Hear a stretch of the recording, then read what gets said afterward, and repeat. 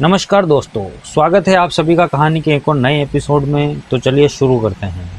जरा जरा सोचिए, अगर किसी घर में सबसे ज़्यादा भरोसा आप अपने ही भाई पर हो और वही भाई एक दिन आपके खिलाफ सबसे बड़ी साजिश का हिस्सा निकल आए, तो क्या होगा। आगरा में रहने वाले 22 वर्षीय अमित कुमार के साथ कुछ ऐसा ही हुआ। सुबह वह रोज़ की तरह घर से काम पर जाने के लिए निकले थे। परिवार को लगा कि कुछ घंटे के बाद वह वापस आएंगे, लेकिन महज 1 घंटे के भीतर खबर आई कि अमित का शव घर से कुछ ही दूरी पर झाड़ियों में पड़ा है। पहली नज़र में मामला किसी पुरानी दुश्मनी या आपसी रंजिश का लग रहा था, लेकिन पुलिस की जांच जैसे जैसे आगे बढ़ रही, हर परत के साथ कहानी और भी हैरान करने वाली होती चली गई। इस केस में सबसे बड़ा सवाल यह नहीं था कि अमित की हत्या किसने की, बल्कि यह था कि आखिर कोई अपना ऐसा क्यों करेगा। आखिर इस हत्या के पीछे क्या वजह थी, आइए जानते हैं पूरी कहानी। आगरा के सदर क्षेत्र में सुल्तानापुर की एक छोटी बस्ती में रहने वाले अमित कुमार सिर्फ 22 साल अपने परिवार के साथ साधारण जीवन जी रहे थे। 19 फरवरी 2026 को शादी हुई थी उसकी। नई दुल्हन घर में आई थी, नाम था खुशी। पर इस घर में वो खुशी किसी के लिए नहीं थी। अमित वहीं पास के कौंट इलाके में स्थित एक ढाबे पर वेटर का काम करते थे और रोज़ की तरह मेहनत करके घर चलाते थे। पिछले बुधवार की सुबह भी बाकी दिनों जैसी ही शुरू हुई। करीब 7 बजे अमित घर से निकले। उन्होंने घर में बताया कि वह काम पर जा रहे हैं, लेकिन किसी ने कल्पना ही नहीं की थी कि वह उसके जीवन की आखिरी सुबह होगी। करीब 1 घंटे बाद आसपास के लोगों ने घर से लगभग 100 मीटर दूर झाड़ियों के बीच एक युवक को पड़ा देखा। पास जाकर देखा तो वो अमित थे। उनके सिर और चेहरे पर गंभीर चोटों के निशान थे। घटना की सूचना मिलते ही पूरे इलाके में अफरा तफरी मच गई। लोगों ने तुरंत इसकी सूचना पुलिस को दी। पुलिस मौके पर पहुंची और जांच शुरू हुई।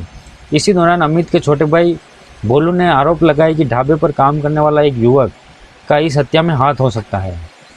पहली नज़र में यह आरोप पुलिस के लिए एक संभावित सुराग था, लेकिन अनुभवी जांच अधिकारी केवल आरोप के भरोसा नहीं करते, पहले वे सबूत तलाशते हैं। इसी वजह से पुलिस ने घटनास्थल के आसपास मौजूद सीसीटीवी कैमरे को फुटेज खंगालनी शुरू की। उन्होंने अंदाज़ा नहीं था कि कैमरे में कैद एक दृश्य पूरी कहानी बदल देगा। फुटेज देखने पर पुलिस ने पाया कि अमित के पीछे पीछे उसका छोटा भाई भोलू भी उसी दिशा में जाता हुआ दिखाई दे रहा है। यह जानकारी पुलिस के लिए महत्वपूर्ण थी। अब पुलिस ने भोलू की गतिविधियों पर विशेष ध्यान देना शुरू किया। पुलिस ने घटनास्थल का निरीक्षण किया और उपलब्ध साक्ष्यों को इकट्ठा किया। इसके बाद पूरे परिवार और आसपास के लोगों ने पूछताछ शुरू हुई। हर व्यक्ति से अलग अलग सवाल पूछे गए। भोलू से भी बातचीत हुई। शुरुआत में उसने खुद को बेगुनाह बताया और जो उसने पहले लगाया गए वही आरोप पर कायम रहा, लेकिन जांच की टीम को कई बातें मेल नहीं खा रही थी, इसलिए यही से पूछताछ का तरीका बदला। बीते गुरुवार सुबह पुलिस दोबारा घर पहुंची और भोलू को पूछताछ के लिए बुलाया। इसी दौरान एक और घटना हुई। रिपोर्ट के अनुसार अमित की पत्नी खुशी पुलिस की गतिविधियों से घबरा गई और कथित तौर पर वह आत्महत्या का प्रयास करने लगी। इस घटना ने पुलिस के अधिकारियों का ध्यान और अधिक आकर्षित किया। अब पुलिस केवल हत्या ही नहीं बल्कि पूरे परिवार के भीतर के संबंधों को समझने की कोशिश कर रही थी। लंबी पूछताछ के बाद पुलिस के अनुसार भोलू ने चौंकाने वाली जानकारी दी। उसने कथित रूप से बताया कि अमित की शादी 19 फरवरी 2026 को हुई थी और शादी के बाद उसका अपनी भाभी खुशी के साथ प्रेम संबंध बन गया। पुलिस के अनुसार दोनों साथ रहना चाहते थे। जांच में यह भी दावा किया गया कि इस घटना से कुछ दिन पहले अमित ने दोनों को आपत्तिजनक स्थिति में देख लिया था, जिसके बाद घर में विवाद भी हुआ था। इसके बाद कथित रूप से अमित को रास्ते से हटाने की योजना बनाई गई। पुलिस के अनुसार घटना वाले दिन अमित पहले उस स्थान पर पहुंचा जहां लोग शौच करने के लिए जाते थे। जैसे ही वह बैठा, पीछे से भोलू वहां पर पहुंचा। आरोप है कि उसने पास में पड़ा सीमेंट का पत्थर उठाकर अमित के चेहरे और सिर पर कई बार वार किए। इसके बाद कथित रूप से गमछे से गला घोंट दिया गया। पुलिस का कहना है कि वारदात के बाद वहां से निकल गया और बाद में खुद को सामान्य दिखने की कोशिश करता रहा। पुलिस के अनुसार हत्या के बाद भोलू ने पुलिस का ध्यान भटकाने के लिए ढाबे पर काम करने वाले दूसरे युवक पर आरोप लगाया। पुलिस ने उपलब्ध साक्ष्यों, सीसीटीवी फुटेज और पूछताछ के आधार पर भोलू को हत्या के आरोप में तथा खुशी को हत्या की साजिश रचने के आरोप में गिरफ्तार किया। इस खुलासे के बाद न केवल परिवार बल्कि पूरा मोहल्ला स्तंभ रह गया। लोगों को लिए विश्वास करना कठिन था कि जिस परिवार में कुछ महीने पहले शादी की खुशियां मनाई गई थी, वहीं इतने कम समय के भीतर गंभीर आरोप अपराध सामने आ जाएगा। इस पूरे मामले में हमें सीख मिलती है कि किसी भी आपराधिक मामले की शुरुआत आरोप हमेशा अमित सच नहीं होता। यह सिर्फ एक हत्या की कहानी नहीं, यह कहानी उस भरोसे की मौत की है जो एक भाई को दूसरे भाई पर होती है। अमित को क्या पता था कि जिस छत के नीचे वह सोता था उसी छत के नीचे उसकी मौत की साजिश बुनी जा रही थी। अभी उनकी उम्र 22 साल ही थी, अभी नई शादी हुई थी, अभी नई ज़िंदगी की शुरुआत हुई थी, लेकिन अपनों ने सब कुछ छीन लिया। दोस्तों, अगर यह कहानी दिल को छू गई तो वीडियो को लाइक और चैनल को सब्सक्राइब कर लीजिए। उन लोगों के साथ शेयर कीजिए जिन्हें लगता है कि अपने धोखा नहीं देते। कमेंट में बताओ भोलू और खुशी को क्या सज़ा मिलनी चाहिए। मिलते हैं फिर किसी नई कहानी के साथ, तब तक सतर्क रहे। धन्यवाद। नमस्कार दोस्तों, स्वागत है आप सभी का कहानी के एक और नए एपिसोड में। तो चलिए शुरू करते हैं। शादी का यह वीडियो देखिए, सब कुछ बड़ा नॉर्मल सा लग रहा है। एक शादीशुदा कपल अपनी ज़िंदगी की नई शुरुआत करने जा रहा है, लेकिन यह कोई नॉर्मल शादी नहीं है। अगर यह शादी ना होती तो एक खौफनाक मर्डर की साजिश का कभी पता नहीं चलता और कातिल बड़े आराम से बचकर निकल जाता। कातिल तक पहुंचने के लिए इस शादी का होना बहुत ज़रूरी था। मर्डर इन्वेस्टिगेशन के कई केस आपने देखे होंगे, लेकिन यकीन मानिए इस हत्या को इतनी शातिर चालाकी और खामोशी के साथ अंजाम दिया गया था कि अगर अपराधियों ने बस एक छोटी सी चूक न हुई होती तो शायद यह खौफनाक सच हमेशा के लिए ज़मीन के नीचे ही दफन रह जाता। हाल ही में कर्नाटक में हुआ यह केस चर्चा का विषय बना हुआ है। इस कहानी को समझने के लिए आपको पूरा वीडियो देखना होगा। तो चलिए देखते हैं इस खौफनाक केस की पूरी सच्चाई। यह कहानी शुरू होती है कर्नाटक के तुमकुर डिस्ट्रिक्ट से। यहीं पर हिबपुर थाना क्षेत्र के अंतर एक गांव लगता है, दासर अली। इस गांव में एक घर है जहां एक छोटा सा परिवार रहा करता था। इस घर में टोटल 4 सदस्य थे। घर के मुखिया थे 50 साल के परमेश, जो कंस्ट्रक्शन फील्ड में काम करते थे। शुरुआत में परमेश दिहाड़ी की मजदूरी करता था, लेकिन फिलहाल अब वह कॉन्ट्रैक्टर बन गया थे। इसके अलावा उनके घर में इसकी 48 वर्षीय पत्नी आशा और 2 बच्चे भी थे। घर के आर्थिक हालात इतने अच्छे नहीं थे, लेकिन जब से परमेश कॉन्ट्रैक्टर बने थे तब से आर्थिक हालत सुधरने लगे थे। 48 वर्षीय आशा भी एक कंपनी में जॉब करती थी।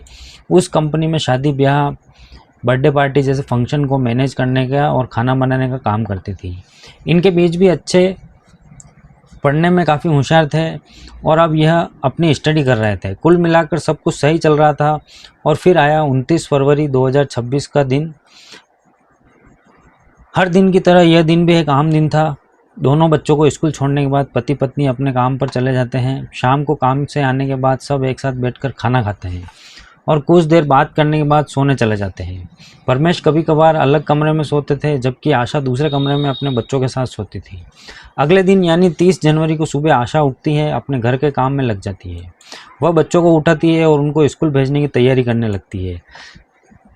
इसी बीच उसे ध्यान आता है कि उसके पति परमेश अभी तक सोए हुए हैं। आमतौर पर वह इस समय तक उठ जाया करते हैं। थोड़ी देर बाद वह परमेश को आवाज़ देती है, लेकिन परमेश का कोई रिस्पॉन्ड नहीं करते। आखिरकार वह कमरे में जाकर परमेश को उठाने की कोशिश करती है, लेकिन काफ़ी कोशिश करने के बाद भी परमेश के शरीर में कोई हरकत नहीं होती। अब यह मंजर देखकर वह घबरा जाती है और उसकी सांसों को चेक करने लगती है। चेक करने पर पता चलता है कि परमेश की सांसें नहीं चल रही है। घबराई हुई आशा फ़ौरन डॉक्टर को बुलाती है। डॉक्टर आने के बाद परमेश को चेक करते हैं और उसे मृत घोषित कर देते हैं। अब परमेश की मौत की यह खबर सुनते ही पूरे घर में मातम छा जाता है और आशा के दोनों बच्चे रोने लगते हैं। उन्हें यकीन नहीं होता कि एक दिन पहले जो पिता अच्छे खासे थे वह सोते सोते इस दुनिया से चले गए। परिवार के साथ साथ जब आस पड़ोस के परमेश की मृत्यु की खबर मिलती है तो उन्हें भी इस बात पर यकीन नहीं होता कि एक अच्छा खासा इंसान अचानक दुनिया से कैसे चला गया। कुछ देर बाद आशा परमेश के परिवार वालों को भी इस दुखद घटना की जानकारी देती है। थोड़ी ही देर में परमेश का परिवार घर पहुंच जाता है और फिर सभी लोग परमेश की डेथ के बारे में बात करने लगते हैं। कुछ लोगों को लगता है कि शायद परमेश को हार्ट अटैक आया होगा, क्योंकि कई केसेस में पहले भी ऐसा हो चुका है जिसमें इंसान को सोते सोते हार्ट अटैक आ जाता है और फिर सभी हार्ट अटैक की इस थ्योरी पर राजी हो जाते हैं। खैर, उसके बाद परिवार वाले उस दिन परमेश के अंतिम संस्कार करने का फैसला करते हैं। परिवार वालों के दिमाग में एक ही बात थी कि परमेश के जाने के बाद आशा और बच्चों का क्या होगा। सबको लगता है कि शायद आशा के भाग्य में पति का सुख नहीं है और सब आशा की बदकिस्मती को दोष देने लगते हैं। दरअसल यह आशा की दूसरी शादी थी। तकरीबन 15 साल पहले जब परमेश बेंगलुरु में रहा करते थे और वह वहाँ पर ड्राइविंग का काम किया करते थे, उसी दौरान उसकी मुलाकात आशा से हुई थी। आशा जो मूल रूप से मगधी ताल्लुक की रहने वाली है, उसकी पहले भी एक शादी हो चुकी थी और यह बेंगलुरु में अपने पति के साथ रहती थी। लेकिन शादी के कुछ साल बाद ही आशा के पति का स्वर्गवास हो गया, जिसके बाद वह अकेली हो गई और अपने खर्चे उठाने के लिए वो छोटा मोटा काम करने लगी। इसी दौरान उसकी मुलाकात परमेश से हुई। धीरे धीरे दोनों में जान पहचान बढ़ने लगी और दोनों एक दूसरे के करीब आए। आशा ने अपने पास्ट के बारे में परमेश को सब कुछ बता दिया था। परमेश जो आशा से बहुत प्यार करने लगा था, उसने सब कुछ जानते हुए भी आशा से शादी कर ली। लेकिन इस शादी से परमेश का परिवार खुश नहीं था। दूसरी तरफ आशा का परिवार भी इस शादी के पक्ष में नहीं था। लेकिन दोनों में इतना प्यार था कि उन्होंने परिवार की परवाह किए बिना अपनी अलग दुनिया बसाने का फैसला लिया। इसके बाद दोनों दशाली में आकर रहने लगे। परमेश ने कंस्ट्रक्शन साइट पर डेली बेसिस पर काम करना शुरू कर दिया। इस दौरान उनके 2 बच्चे हुए। घर का आर्थिक खर्चा बढ़ने लगा तो आशा ने भी काम करना शुरू कर दिया। धीरे धीरे आर्थिक हालत सुधारने लगे।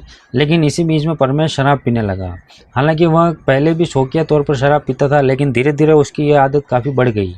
लगभग रोज़ वही काफ़ी शराब पीने लगा था, जिसका असर उसकी सेहत पर और घर वालों पर भी होने लगा। परिवार वालों और आसपास के लोगों ने भी उसे काफ़ी समझाया कि शराब का इतना सेवन उसका और उसके परिवार के लिए ठीक नहीं। लेकिन परमेश को जब तक यह बात समझ में आती तब तक वह उसकी दुखद मृत्यु हो गई थी। इसी कारण जब परमेश की डेथ हुई तो लोगों को लगा कि शायद ज़्यादा शराब पीने की वजह से सोते सोते दिल का दौरा पड़ गया और उसकी डेथ हो गई। खैर, परमेश के अंतिम संस्कार होने के कुछ दिन बाद परमेश के रिश्तेदार भी वहाँ से चले गए और सब अपनी अपनी रोज़मर्रा की ज़िंदगी में बिजी हो गए। अब इसी कहानी में एंट्री होती है एक तीसरे कैरेक्टर चंद्रप्पा की। कहानी में वापस आने से पहले थोड़ा सा चंद्रप्पा के बारे में जान लेते हैं। चंद्रप्पा की शादी सरस्वती से हुई थी। इनकी शादी को करीब 8 साल हो चुके थे और वह अपनी पत्नी के साथ मारलवाड़ी में रहा करते थे। यह बात है 13 मई 2011 की। चंद्रप्पा काम पर गया हुआ था और सरस्वती घर पर थी। उनके घर के पास एक कुआं बना हुआ था जो कि कच्चा था, मतलब कुएं के चारों तरफ बाउंड्री वॉल नहीं थी। करीब दोपहर के समय सरस्वती का पैर कुएं के पास फिसलता है और वह उसमें गिर जाती है। शाम के समय लोगों को पता चलता है कि सरस्वती कुएं में गिर गई है। पुलिस को फ़ोन किया जाता है और सब मिलकर सरस्वती को कुएं से बाहर निकालते हैं और फ़ौरन उसे हॉस्पिटल ले जाते हैं। लेकिन हॉस्पिटल पहुंचने से पहले ही उसकी डेथ हो जाती है। दूसरी तरफ सरस्वती की फैमिली इस घटना को एक्सीडेंट मानने के लिए तैयार नहीं होती और वह चंद्रप्पा पर इल्ज़ाम लगाती है कि उसने ही उनकी बेटी को कुएं में धक्का दिया है। सरस्वती की मदद की कंप्लेंट पर पुलिस चंद्रप्पा को अरेस्ट कर लेती है। मामला कोर्ट में जाता है और 2011 से लेकर 2017 तक चलता है। सारी बातों पर गौर करने के बाद 2017 में कोर्ट चंद्रप्पा को दोषी ठहराती है और उसे 498 के तहत 1 साल और IPC 306 के तहत 7 साल की सज़ा सुनाती है, यानी टोटल 8 साल। 8 साल जेल में काटने के बाद चंद्रप्पा जेल से बाहर आता है। बाहर आने के बाद वह टुमकुर डिस्ट्रिक्ट के कोगल नामक जगह पर शिफ्ट हो जाता है और फिर अपनी ज़िंदगी की शुरुआत करने लगता है। 47 साल का चंद्रप्पा कुकिंग का काम सीखता है और शादी ब्याह में खाना बनाने का काम करने लगता है। अब वापस आते हैं आशा और परमेश की कहानी पर। इधर परमेश के जाने के बाद आशा बिल्कुल अकेली पड़ जाती है। उसकी यही चिंता थी कि बच्चों और घर की जिम्मेदारी को वह अकेला कैसे संभाल पाएगी। और फिर 21 या 22 फरवरी 2026 को, यानी परमेश के डेथ के ठीक 20 दिन बाद, परमेश की बड़ी बहन के मोबाइल पर एक वीडियो आता है जिसमें आशा दुल्हन बनी हुई नज़र आती है और उसका दूल्हा कोई और नहीं बल्कि चंद्रप्पा था। अब यह वीडियो देखकर परमेश की बहन और बाकी लोगों को बड़ा अजीब सा लगता है कि परमेश को गए हुए सिर्फ 20 दिन ही नहीं हुए और आशा ने अब दूसरी शादी कर ली। वाकई यह बड़ी हैरान करने वाली बात थी। जहां नॉर्मली लोग जीवन साथी के जानने पर काफ़ी समय तक इस दुख से उबर नहीं पाते हैं और उन्हें स्थिति से उबरने में काफ़ी समय लग जाता है, लेकिन यहाँ तो सिर्फ 20 दिन बाद ही आशा ने हाथों में मेहंदी रचा ली। ऐसा लगता था जैसे वह यही वेट कर रही थी कि कब परमेश जाए और वह दूसरी शादी कर ले। जब परमेश की बहन आशा से इस शादी के बारे में बात करती है तो आशा बताती है कि वह बिल्कुल अकेली पड़ गई थी और उसने यह फैसला किया अपने बच्चों और अपने के लिए भलाई के लिए। दूसरी तरफ आस पड़ोस में भी इस बात की चर्चा हो रही थी कि क्योंकि किसी के लिए भी इस बात को पचा पाना मुश्किल था कि कोई भी इस इंसान इतना जल्दी सब कुछ भुलाकर दूसरी शादी कैसे कर सकता है। इधर परमेश की बहन को आशा की इस हरकत पर उसे शक होने लगा और वह सोचती है कि कहीं परमेश की अचानक मृत्यु और इसकी शादी का कोई आपस में कनेक्शन तो नहीं। दूसरी तरफ आशा परमेश के परिवार वालों को इग्नोर करने लगती है। अब इन सब बातों की वजह से आखिरकार 24 फरवरी को परमेश की बहन कुछ लोगों को लेकर हेबुर पुलिस स्टेशन पहुंचती है और आशा के खिलाफ कंप्लेंट फाइल करती है और पुलिस को बताती है कि उसे शक है कि उसके भाई परमेश की मौत नेचुरल नहीं है और इसके पीछे ज़रूर कोई साजिश है, इसलिए वह दोबारा इस केस की जांच करवाना चाहती है। सारी बातें सुनकर पुलिस को भी लगता है कि इस केस में कुछ ना कुछ गड़बड़ है और मौत के इतने जल्दी बाद शादी करना कहीं ना कहीं उनके दिमाग में भी शक पैदा कर देता है। लेकिन परेशानी यह थी कि परमेश का तो अंतिम संस्कार हो चुका था और उन्हें दफन किया जा चुका था। आखिरकार पुलिस कोर्ट जाती है और मजिस्ट्रेट से शव को बाहर निकालने की परमिशन लेती है और फिर 26 जनवरी को पुलिस पूरे लाव लश्कर के साथ उस जगह पहुंच जाती है जहां परमेश को दफनाया जाता है। बॉडी को बाहर निकाला जाता है और उसे फॉरेंसिक जांच के लिए हॉस्पिटल भेज दिया जाता है। पोस्टमार्टम रिपोर्ट आने के बाद डेथ की पूरी थ्योरी ही पलट जाती है। रिपोर्ट से पता चलता है कि परमेश को हार्ट अटैक की कोई प्रॉब्लम नहीं थी और ना ही उसकी मौत दिल का दौरा पड़ने से हुई थी, बल्कि परमेश की मौत का दम घुटने की वजह से हुई थी। यानी किसी ने तकिया या फिर किसी और चीज़ से उसका दम घोटा था। अब यह जानकारी मिलते ही पुलिस अपनी तहकीकात शुरू करती है और आशा और चंद्रपाल के कॉल डिटेल निकलवाती है। कॉल डिटेल चेक करने पर पुलिस को पता चलता है कि आशा और चंद्रपाल काफ़ी समय से एक दूसरे के टच में थे। दोनों की परमेश की मौत से पहले और उसके बाद काफ़ी बातचीत होती थी, यानी दोनों का लंबे समय से अफेयर चल रहा था। पुलिस बिना देर किए दोनों को अरेस्ट करती है और पूछताछ करती है, लेकिन दोनों ही परमेश की हत्या से इनकार कर देते हैं और कहते हैं कि उन्हें नहीं पता कि परमेश की मौत की असल वजह क्या है। हालांकि यह बात मान लेते हैं कि उनका काफ़ी समय से अफेयर चल रहा था, पर परमेश की मौत का उनमें कोई हाथ नहीं है। इसके बाद पुलिस दोनों को अलग अलग पूछताछ करती है और इस बार आशा पुलिस के सवालों में घिर जाती है और कबूल कर लेती है कि उन दोनों ने ही मिलकर परमेश की जान ली। आशा बताती है कि करीब 1.5 साल पहले उसने शादियों में काम करना शुरू किया था। वहीं उसकी मुलाकात चंद्रपा से हुई थी। चंद्रपा वहाँ हलवाई का काम करता था। धीरे धीरे दोनों में नज़दीक आ गए और दोनों में अफेयर शुरू हो गया। इस अफेयर की वजह से आशा परमेश और बच्चों के से दूर होने लगी। अब आशा के इस बिहेवियर से कुछ दिनों बाद परमेश को भी इस अफेयर की भनक लग गई। परमेश ने आशा को समझाया कि वह चंद्रपा से अपने सारे रिश्ते खत्म कर ले, वरना उसके एक गलत फैसले से पूरा परिवार बिखर जाएगा। लेकिन आशा चंद्रपा को छोड़ने के लिए तैयार नहीं थी। उसने साफ साफ कह दिया कि उसने डिवोर्स लेना है तो ले ले, लेकिन वह चंद्रपा को नहीं छोड़ेगी। दूसरी तरफ परमेश जो अपने बच्चों से बहुत प्यार करता था, वह डिवोर्स की बात पर तैयार नहीं होता। इसके बाद परमेश ने आशा पर नज़र रखनी शुरू कर दी और उससे इधर उधर जाने से टोकने लगा और फिर उन्हीं बातों की वजह से घर में कलेश होना शुरू हो गया। साथ ही कलेश की वजह से परमेश काफ़ी शराब पीने लगा। इधर चंद्रपा आशा से शादी करना चाहता था, लेकिन आशा ने कहा कि जब तक बच्चे हैं उसका पति उससे नहीं छोड़ेगा और उसके रहते वह शादी नहीं कर सकती। अब परमेश दोनों की राह का सबसे बड़ा रोड़ा बन गया था और आखिरकार दोनों ने उसे रास्ते से हटाने का प्लान बनाना शुरू कर दिया। दोनों इस वारदात को ऐसे अंजाम देना चाहते थे कि लोग ऐसा लगे कि ये एक नेचुरल डेथ है, इसलिए उन्होंने परमेश की शराब को एक हथियार की तरह इस्तेमाल किया। दोनों ने प्लान बनाया कि रात को जब परमेश नशे की धुत में होगा तब इस काम को अंजाम देंगे ताकि वह ज़्यादा रिएक्ट ना कर पाए। और फिर पूरी प्लानिंग के तहत 29 जनवरी को परमेश घर आया। रोज़ की तरह उस दिन भी वह नशे में धुत था। उसके बाद वह खाना खाकर सो गया। देर रात मौका देखकर आशा चंद्रपा को घर बुलाती है। चंद्रपा के घर पहुंचते ही दोनों देखते हैं कि परमेश नशे की हालत में लगभग बेहोश है। उसके बाद दोनों तकिए से उसके मुंह दबाने लगते हैं। नशे में होने की वजह से परमेश ज़्यादा कुछ नहीं कर पाता और दम तोड़ देता है। उसके बाद चंद्रपा चुपचाप वहाँ से चला जाता है और प्लान के अकॉर्डिंग आशा अगली सुबह रोने धोने का ड्रामा करने लगती है और सबको यह यकीन दिलाती है कि उसके पति को हार्ट अटैक आया है। नशे की लत की वजह से सब यह मान लेते हैं कि हाँ, शायद ऐसा भी हुआ होगा कि परमेश और आशा की अंदरूनी झगड़े की किसी की कोई जानकारी नहीं थी, इसलिए किसी को भी आशा पर शक नहीं होता और वह बड़ी सफाई से इस बात को दबा देती है। बात करते हैं इस कहानी की, तो अगर आशा और चंद्रपा ने शादी के लिए थोड़ा इंतज़ार किया होता तो शायद ये मर्डर कभी सामने ही नहीं आता। लेकिन इस बात की कोई भी गारंटी नहीं है दोनों की शादी कितने दिन तक टिकती। ध्यान देने वाली बात यह है कि जब आशा ने परमेश से डिवोर्स और चंद्रपा को ना छोड़ने की बात कही थी, तभी परमेश को समझ जाना चाहिए था कि आशा से अलग होने में ही भलाई है। लेकिन अपने बच्चों के फ्यूचर के खातिर वह आशा को संभालने में भूल कर गया, जिसकी कीमत उसने अपनी जान देकर चुकानी पड़ी। पहले पिता और फिर माँ के जाने के बाद दोनों बच्चे बेसहारा हो गए। समझने वाली बात यह है कि पति पत्नी का रिश्ता विश्वास और प्यार पर टिका हुआ होता है। अब जब रिश्ते में यह दोनों चीज़ें खत्म हो जाए तो इस रिश्ते में दम घुटने लगता है। इसलिए समझदारी इसमें है कि दिखावटी रिश्तों को तोड़कर आगे बढ़ जाने में ही भलाई है। हालांकि इतना आसान भी नहीं है। शुरुआत में चीज़ें इतनी आसान नहीं होती, लेकिन समय बीतने के साथ गाड़ी पटरी पर आ ही जाती है। बाकी आपको क्या लगता है इस घटना के बारे में मुझे कमेंट बॉक्स में ज़रूर बताइए और हमारे चैनल को सब्सक्राइब जरूर करिए। हम मिलते हैं किसी नई कहानी के साथ, तब तक के लिए बाय। नमस्कार दोस्तों, स्वागत है आप सभी का कहानी के एक और नए एपिसोड में। तो चलिए शुरू करते हैं। 30 जनवरी 2026 के रात के करीब 8:30 बजे एक शादीशुदा कपल आशीष और अंजलि हर रोज की तरह रात के खाने के बाद घर से बाहर वाली रोड पर टहलने के लिए निकलते हैं। बात करते करते वह घर से थोड़ा आगे निकल जाते हैं और फिर कुछ देर बाद दोनों सड़क पर बेहोश पड़े थे। तभी वहां से गुजरने वाले एक शख्स की नज़र इन दोनों पर पड़ती है। पास जाकर देखने पर वह व्यक्ति आशीष को पहचान जाता है। पूरे सीन को देखने के बाद उसे लगता है कि दोनों का किसी गाड़ी से एक्सीडेंट हुआ है। फौरन वह व्यक्ति आशीष के चाचा के मोबाइल पर कॉल करके उन्हें बताता है कि आशीष और उसकी वाइफ का एक्सीडेंट हो गया है और दोनों रोड पर बेहोश पड़े हैं।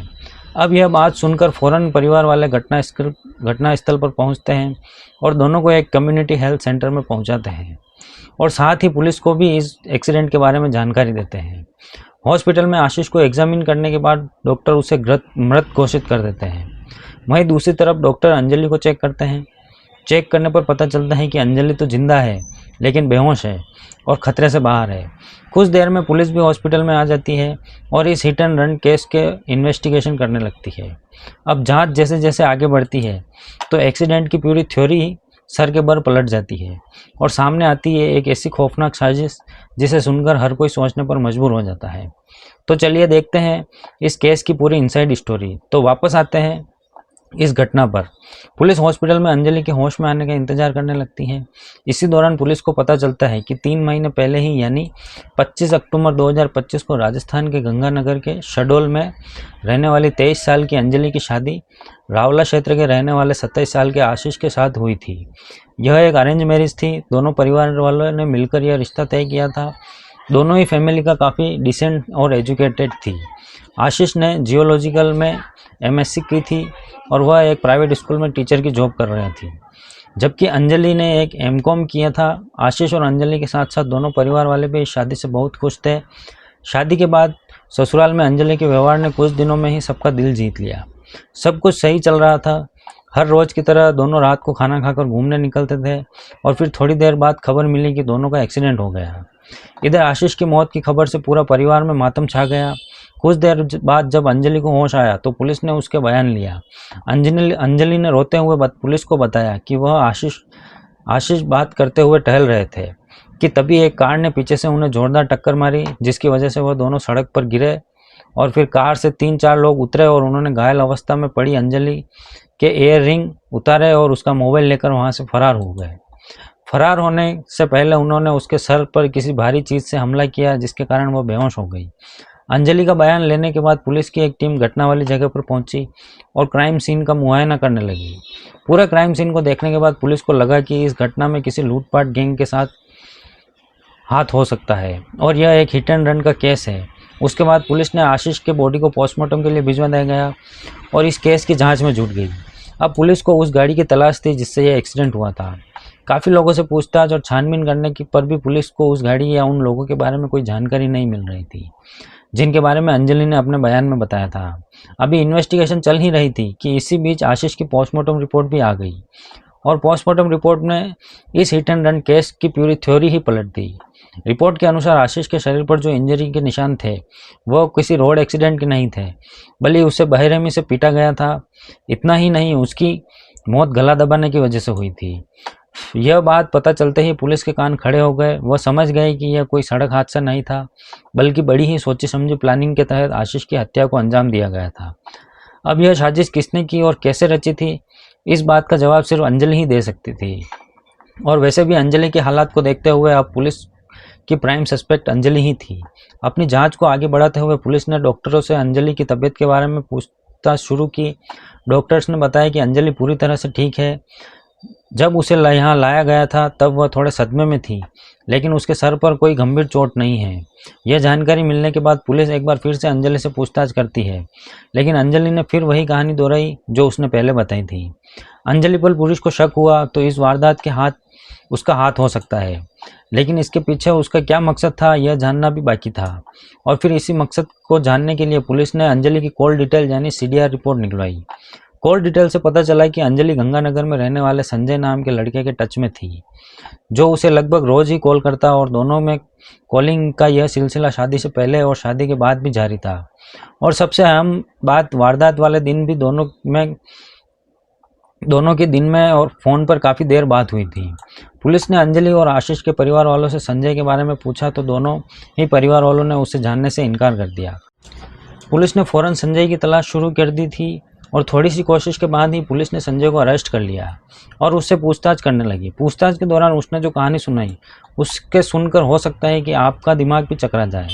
गंगानगर का रहने वाला संजय उप संजू, जो शादी पार्टी में वेटर्स का काम करता था और जिसने अपने साइन करने के अलावा लिखना पढ़ना भी नहीं आता, करीब 6 या 7 साल पहले उसकी मुलाकात सदुल में रहने वाली अंजलि से हुई। दरअसल संजय की मौसी सदुल में रहती है, जहां उसका आना जाना था। इसी दौरान उसकी मुलाकात अंजलि से हुई थी। मुलाकातें बढ़ी और दोनों एक दूसरे को पसंद करने लगे। अंजलि उस वक्त MCOM की पढ़ाई कर रही थी। दोनों की फ़ोन पर बातें होने लगी और मौका मिलते ही दोनों मिलने लगे। संजय के घर के आर्थिक हालात अच्छे नहीं थे, उसके पास कोई परमानेंट जॉब नहीं थी, कभी वह वेटर का काम करता था तो कभी मजदूरी, लेकिन वह अंजलि से शादी करना चाहता था। जब अंजलि के पेरेंट्स को इसके बारे में पता चला तो उन्होंने इस रिश्ते से साफ इनकार कर दिया और अंजलि को समझाया कि संजय ना तो पढ़ा लिखा है और ना ही उसके आर्थिक हालात ऐसे हैं कि वह तुम्हारी जिम्मेदारी उठा सके, इसलिए उसकी भलाई इसी में है कि वह उसे भूल जाए और उसके साथ अपना फ्यूचर खराब ना करे। उसके बाद अंजलि के पेरेंट्स अंजलि की शादी के लिए रिश्ता ढूंढने लगे। इसी बीच उनके पास आशीष का रिश्ता आया। आशीष काफ़ी पढ़ा लिखा और संपन्न परिवार से था। उसने जियोलॉजिकल में MSc की थी और एक प्राइवेट स्कूल में टीचर की जॉब कर रहा था। अंजलि के परिवार को यह रिश्ता काफ़ी पसंद आया और उन्होंने अंजलि की शादी आशीष से तय कर दी। फिर 25 अक्टूबर 2025 को बड़ी धूमधाम से अंजलि और आशीष की शादी हो गई, लेकिन शादी के बाद भी अंजलि के मन में संजय की फीलिंग्स खत्म नहीं हुई। संजय ने बताया कि अंजलि ने उससे वादा किया था कि हालात चाहे जैसे भी हो वो एक दूसरे का साथ नहीं छोड़ेंगे। इसी वजह से शादी के बाद भी दोनों के बीच में बातचीत का सिलसिला जारी रहा। अंजलि ससुराल आई तब उसे वहाँ के परिवार के बारे में और बातें पता चली। आशीष के जॉइंट फैमिली थी, उसमें करीब 16 सदस्य रहते थे। उसी दौरान अंजलि को यह भी मालूम हुआ कि आशीष के चाचा की सिर्फ 2 बेटियां थीं, कोई बेटा नहीं था, इसलिए उन्होंने अपने बड़े भाई से आशीष को गोद लिया था और परिवार में उसे विशेष प्यार के महत्व भी मिलता था।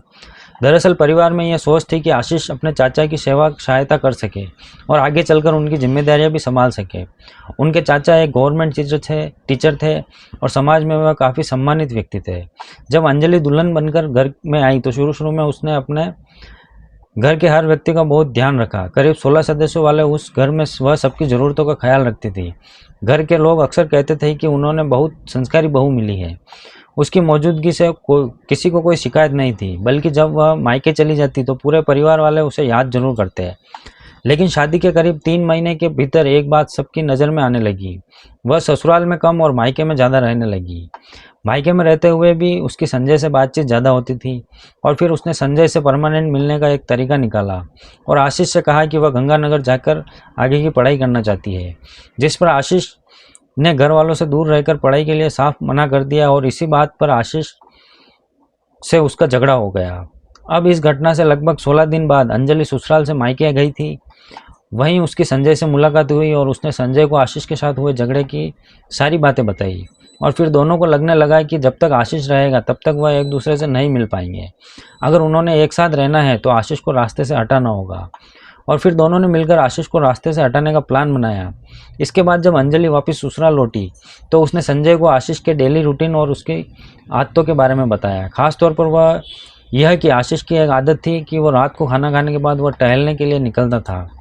कई बार उसका एक चचेरा भाई और उसकी पत्नी भी उसके साथ होते थे, जो वहीं उसके घर के पास ही रहते थे।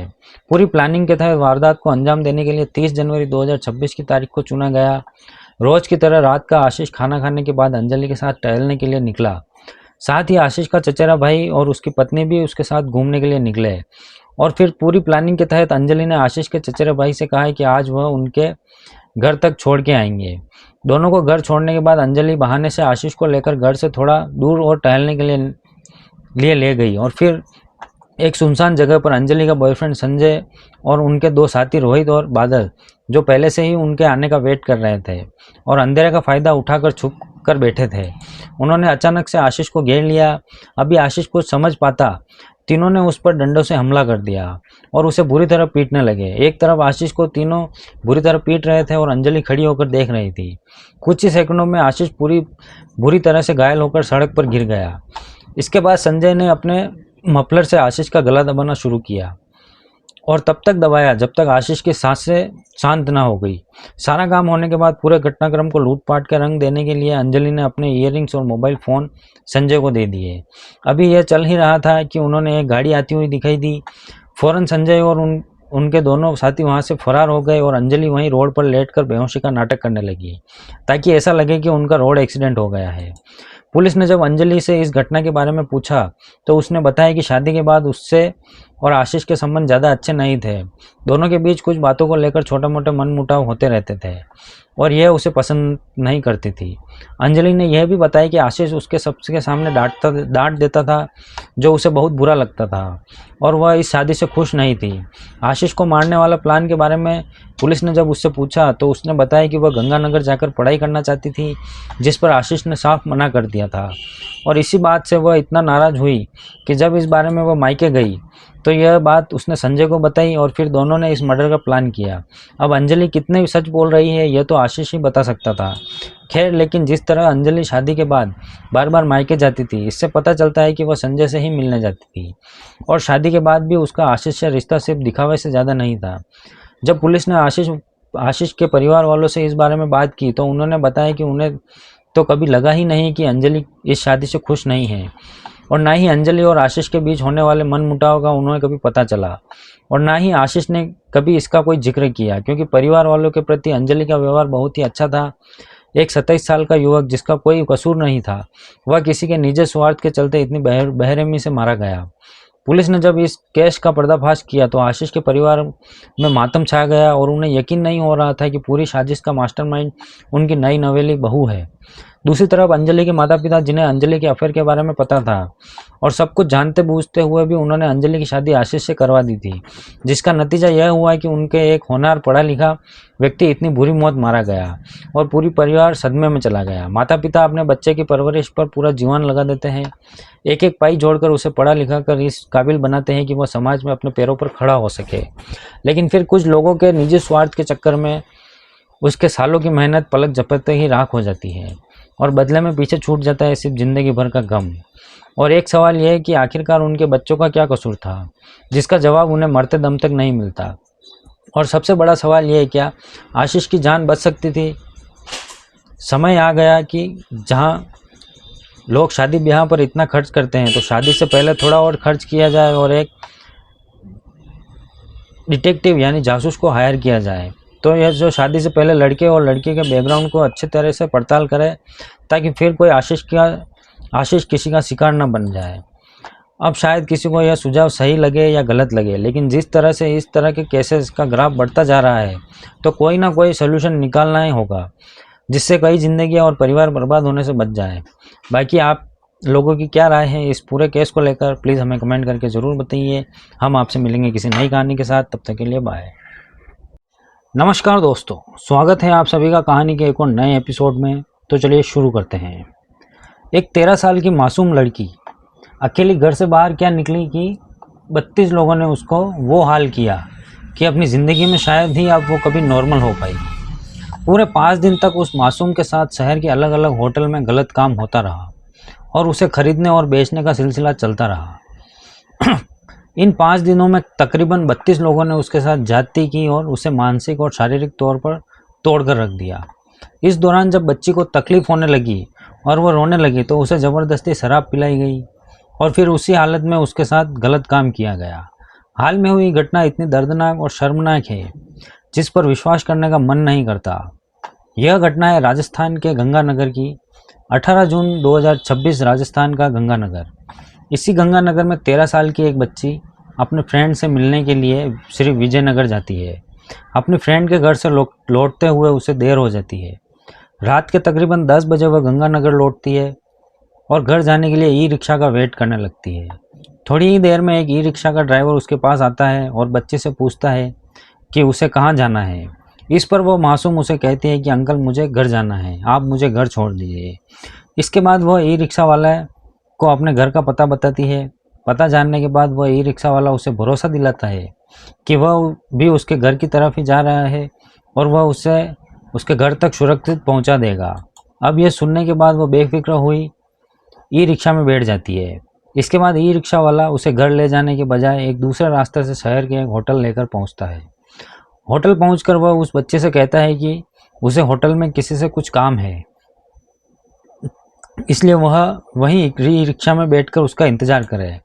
बच्ची भी रिक्शा में बैठकर उसका वेट करने लगती है, लेकिन उस मासूम को नहीं पता था कि वह ई रिक्शा वाला कितना खतरनाक है। होटल के अंदर जाकर वह होटल के कुछ लोगों से उस बच्चे के बारे में बात करता है और सब कुछ तय हो जाने के बाद वह बच्ची को भी बहला फुसलाकर होटल के अंदर ले जाता है और उस बच्ची को होटल में काम करने वाले कुछ लोगों के हवाले कर देता है। बच्ची के बदले में उसे अच्छी खासी रकम मिलती है। दरअसल यह ई रिक्शा वाला एक ऐसी ही लड़कियों की तलाश में रहता था जो अकेली हो और जिन्हें आसानी से बेचा जा सके। होटल वालों के साथ उसकी सांठगांठ थी। इससे पहले भी शायद इसने और भी कई लड़कियों को उस होटल में बेचा था। इसके बाद उस बच्ची के साथ जो उस होटल में होता है उसे शब्दों में बयान करना बहुत मुश्किल है। जॉइन इन नाम की इन होटल में पूरे 5 दिन तक उस मासूम को जो यातनाएं दी गई उसे सुनकर किसी को भी रोना आ जाएगा।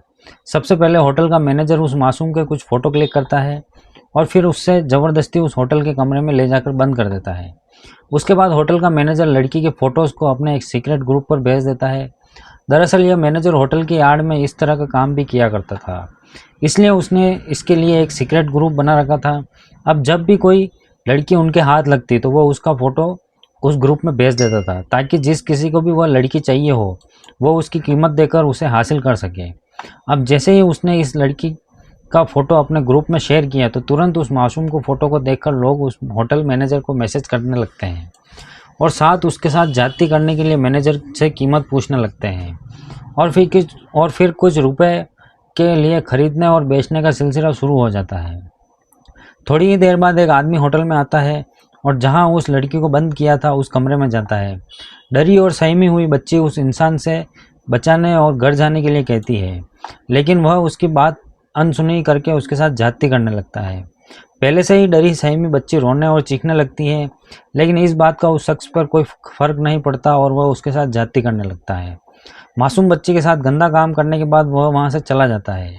उसके बाद 5 और लोग उस रात होटल में आते हैं और बारी बारी से उस लड़की के साथ गलत काम करते हैं।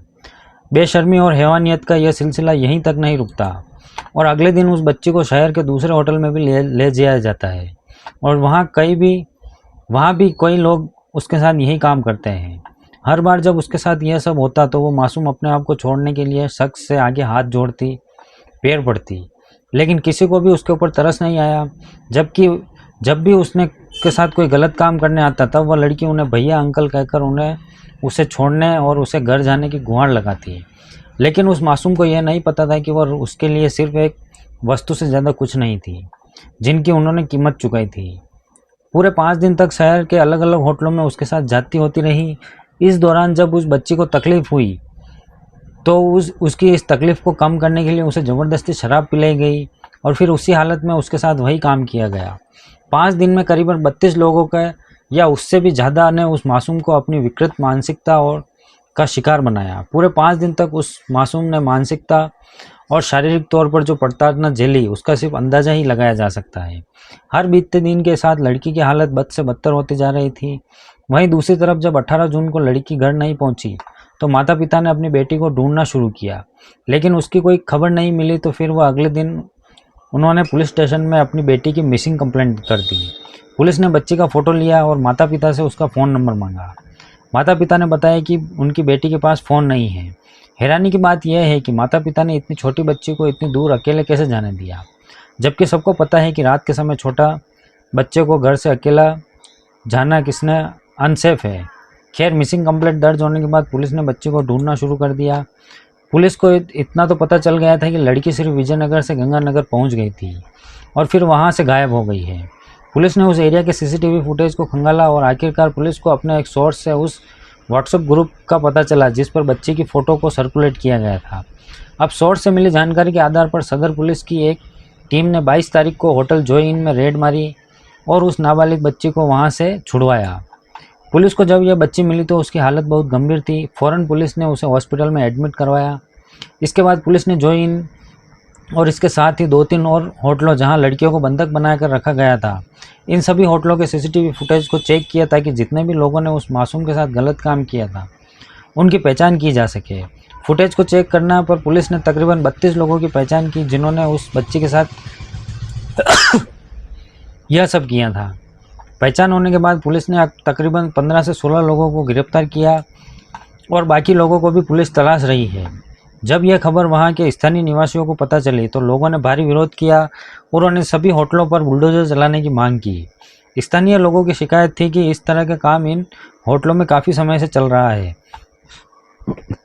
लेकिन पुलिस ने इस पर कोई एक्शन नहीं लिया। इस केस में बवाल होते देख पुलिस और प्रशासन ने जॉय इन नाम इस होटल पर बुलडोजर चलाकर उसे गिरा दिया। इसके अलावा बाकी के 2 होटल जहां उस बच्ची के साथ गलत काम किया गया था उन पर भी पुलिस ने और प्रशासन ने बुलडोजर चलाकर उन्हें गिरा दिया। इस घटना ने एक बार फिर पूरे देश को हिलाकर रख दिया। एक 13 साल की बच्ची अकेली घर से क्या निकली कि कुछ लोगों ने लालच और हवस में उसका वह हाल किया जो शायद ही अब किसी भी वह अपनी नॉर्मल लाइफ जी पाएगी। शरीर के घाव तो कुछ दिन में बढ़ जाएंगे, लेकिन उसके मन पर जो घाव लगे हैं उन्हें बढ़ने में काफ़ी लंबा वक्त लगेगा। इस घटना को बताने का मकसद किसी की भावनाओं को ठेस पहुंचाना नहीं है, बल्कि यह बताना है कि अपने छोटे बच्चों को कभी घर अकेला न छोड़ें। अगर आपके घर में छोटा बच्चा है तो उन्हें कभी भी बिना ज़रूरत अकेले बाहर न भेजें, खासकर शाम के या रात के समय, क्योंकि हमारे ही समाज में कुछ लोग मौजूद हैं जो इसी पल का इंतज़ार करते रहते हैं कि कोई बच्चा या बच्ची उन्हें अकेला दिखाई दे और वह उनकी मासूमियत तथा बेबसी का फ़ायदा उठा सके। आए दिन बच्चों के गायब होने की खबरें आती रहती हैं और न जाने हर साल कितने ही बच्चे इस तरह से गायब करके बेच दिए जाते हैं। इसलिए माता पिता को हमेशा अलर्ट रहना चाहिए और साथ ही बच्चों को भी इस तरह के खतरों से अवेयर करना चाहिए ताकि वह सुरक्षित रह सके। बाकी आप क्या सोचते हैं इस घटना को लेकर? आपकी पूरी राय हमें कमेंट बॉक्स में ज़रूर बताएं। चैनल को लाइक और सब्सक्राइब करें। हम मिलते हैं किसी नई कहानी के साथ, तब तक के लिए बाय। नमस्कार दोस्तों, स्वागत है आप सभी का कहानी के एक और नए एपिसोड में। तो चलिए शुरू करते हैं। 22 मई की सुबह 23 वर्षीय पवन हंसी खुशी अपने घर से ऑफिस के लिए निकलता है। पूरे दिन ऑफिस में काम करने के बाद रात के करीब 8 बजे पवन घर पहुंचता है। अगले दिन 23 मई की सुबह करीब 6 बजे पवन की 25 वर्षीय पत्नी आंचल रोते हुए पवन की बहन अनीता को कॉल करती है और कांपते हुए उसे बताती है कि पवन सीढ़ियों से गिर गया है। उसकी हालत बहुत ख़राब है और वह कुछ बोल नहीं पा रहा है। अब यह खबर सुनते ही अनीता घबरा जाती है और तुरंत ही अपने भाई को देखने के लिए घर से निकल जाती है। साथ ही वह परिवार के अन्य सदस्यों को भी इसकी जानकारी दे देती है। कुछ ही समय बाद पवन की बहन और अन्य रिश्तेदार आंचल के घर पहुंच जाते हैं। वहां पवन को देखकर सभी के होश उड़ जाते हैं। पवन बेहद गंभीर हालत में फर्श पर पड़ा हुआ था। उसके शरीर पर कई जगह चोटों के निशान दिखाई दे रहे थे और शरीर में कोई हरकत नहीं हो रही थी। उसकी हालत देखकर ऐसा लग रहा था मानो उसके साथ कुछ बहुत बुरा हुआ हो। घबराया हुआ परिवार उसे बिना समय गवाए नज़दीक के हॉस्पिटल में पहुंचाता है और हॉस्पिटल पहुंचने पर डॉक्टर्स फौरन पवन को चेक करते हैं। चेक करने के कुछ मिनट बाद डॉक्टर्स पवन को मृत घोषित कर देते हैं। पवन की मौत की खबर सुनते ही पूरे परिवार में मातम छा जाता है। इस दुखद मृत्यु पर पूरा परिवार रोने लगता है। मामले की गंभीरता को देखते हुए हॉस्पिटल स्टाफ तुरंत इस एक्सीडेंट की सूचना पुलिस को देता है। सूचना मिलते ही पुलिस की एक टीम हॉस्पिटल पहुंचती है और उस मामले की जांच शुरू कर देती है। पवन के शव के पास उसकी पत्नी आंचल रो रही थी। उसके ठीक बगल में उसकी छोटी बहन शिखा भी खड़ी थी। पुलिस बड़ी बारीकी से पवन के शव का निरीक्षण करती है। पवन की बॉडी को चेक करने पर पुलिस को पवन के शरीर पर कई गंभीर चोटों के निशान मिलते हैं, जिन्हें देखकर ऐसा लगता था कि शायद पवन की मौत इन्हीं चोटों की वजह से हुई होगी। बॉडी को चेक करने के बाद पुलिस सबसे पहले आंचल से उसके पति के मौत के बारे में पूछताछ करती है। आंचल बताती है कि उसके पति सीढ़ियों से नीचे गिर गए थे। पुलिस अगला सवाल पूछती है कि पवन सीढ़ियों से नीचे कैसे गिरा और जब गिरा तो वह कहाँ थी। इस पर आंचल बताती है कि वह सो रही थी। पवन के गिरने की आवाज़ से उसकी नींद खुल गई और जब वह पवन के पास पहुंची तो वह बहुत बेसुध पड़ा था। आगे आंचल बताती है कि दरअसल काफ़ी समय से पवन मानसिक तौर पर परेशान चल रहा था। उसने कई बार उससे इस परेशानी की वजह पूछने पर उसने कुछ नहीं बताया। इसी दौरान पुलिस पवन के बहन अनीता और बबीता से भी उसके भाई की मौत के बारे में बात करती है।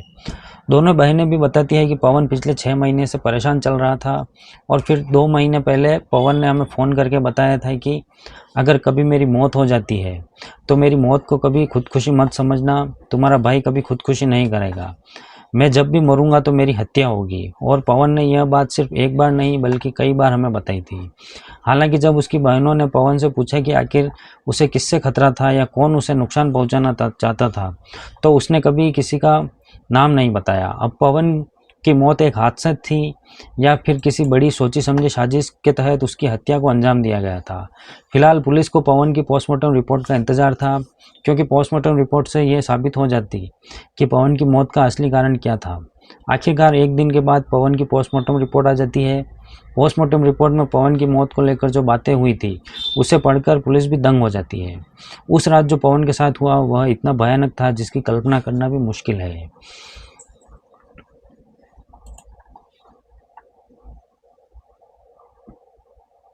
यकीन मानिए, इससे ज़्यादा क्रूर और शर्मनाक घटना शायद ही पहले हुई हो। लेकिन इस घटना को समझने के लिए इस कहानी के मुख्य किरदारों को जानना जरूरी है।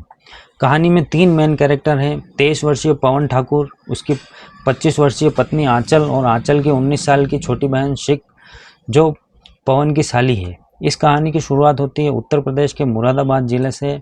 मुरादाबाद में मझोला थाना क्षेत्र में एक जगह है कुंदनपुर। इसी कुंदनपुर में 30 वर्षीय पवन ठाकुर अपने परिवार के साथ रहता था। सीधा साधा पवन एक साधारण मेहनती और परिवार का साथ देने वाला शख्स था।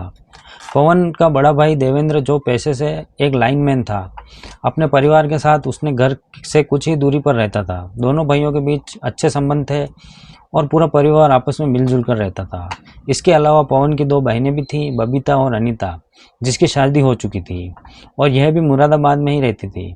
साल 2020 में पवन की शादी संभल में हजरत नगर की रहने वाली 25 वर्षीय आंचल के साथ तय हो जाती है। यह एक अरेंज मैरिज थी। शादी से पहले आंचल और पवन के परिवार वाले आपस में मिलते हैं। यहीं पहली बार पवन और आंचल की मुलाकात होती है। पहले ही मुलाकात में दोनों एक दूसरे को पसंद करने लगते हैं। बातचीत का सिलसिला शुरू होता है और धीरे धीरे यह पसंद प्यार में बदल जाती है।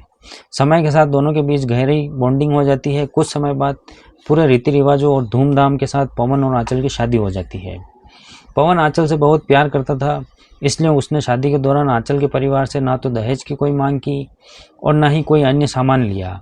उसके लिए सबसे महत्वपूर्ण चीज़ आंचल की खुशी थी। शादी के बाद दोनों बेहद खुश थे। हंसी खुशी में 2 साल कब निकल जाते हैं पता ही नहीं चलता। इसके बाद आंचल प्रेग्नेंट हो जाती है और फिर कुछ महीने बाद आंचल एक प्यारी सी बच्ची को जन्म देती है। बेटी के जन्म से घर में खुशियाँ और बढ़ जाती है। दोनों अपनी बेटी का नाम दिव्यांशी रखते हैं। दिव्यांशी के आने के बाद घर का माहौल पूरी तरह बदल जाता है। बच्ची की मासूम मुस्कान और किलकारियों से पूरा परिवार खुशियों का माहौल छा जाता है। पवन अपनी बेटी से बहुत प्यार करता था और उसके परिवार और उसके और आंचल के लिए हर संभव खुशी जुटाने की कोशिश करता था।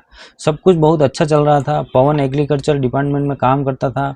नौकरी की जिम्मेदारियों के कारण उसे अक्सर देर शाम तक काम करना पड़ता था और ऐसे में उसे कई बार घर लौटने में देर हो जाती थी। परिवार की बेहतर परवरिश और भविष्य की सुरक्षित बनाने के लिए वह लगातार मेहनत कर रहा था। इसी परिवार में अंकित नाम का एक और सदस्य था। 20 वर्षीय अंकित पवन के बड़े भाई का बेटा था। अंकित का अपने चचा पवन के घर अक्सर आना जाना होता था। परिवार का सदस्य होने के कारण किसी को भी उसके घर पर आने पर कोई आपत्ति नहीं थी।